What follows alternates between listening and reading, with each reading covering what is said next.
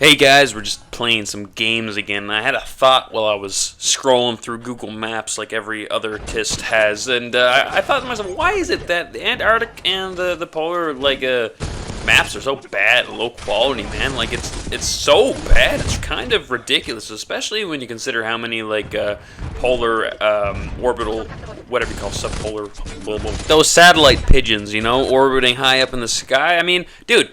I feel like the quality of the pictures from Antarctica should be much, much better than what they are, dude. I'm like always looking for those Nazi bases and I can't find anything. But seriously though, like I do wish that they had better quality mapping going on for, a massive continent that is at the bottom of the earth. I mean, like the common explanation is that it's hard to make maps and images of those places because not so many satellites are there. It's less economically viable alternative. But man, there's been military satellites and stuff like that in polar orbits for a very, very, very long time, and I'd be willing to bet there's a reason why they don't have Antarctic high quality maps available. Like you can on certain areas, right? Like near the Ross Ice Sheet, and there's a few other areas near some of the bases. But like a lot of them, man, are just absolutely trash maps.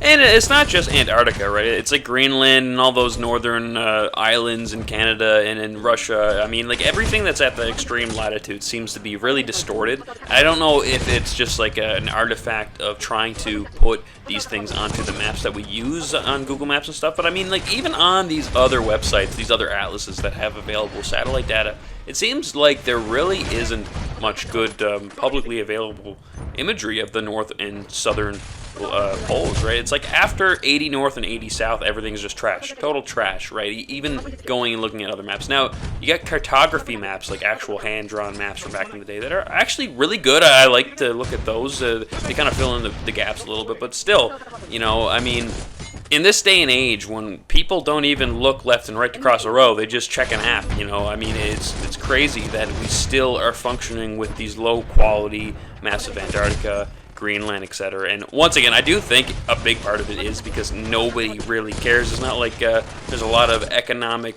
weight on people having maps of Antarctica. It's not like you're going to get lost on your commute to work, right? It's not really going to make a big difference for their geology surveys for looking for some, I don't know, maybe they're looking for some local resource or something. But it's not really going to have a big impact because it's just so out of the way for everything. But still, I mean, why not, man? There's so many curious tisms out there like me just looking for so much things. Like we're just looking for fun, just going through the Himalayas, and then we're into the Andes, and then next thing you know, we're checking out an ice shelf in Antarctica, right? I mean, that's just the way things are.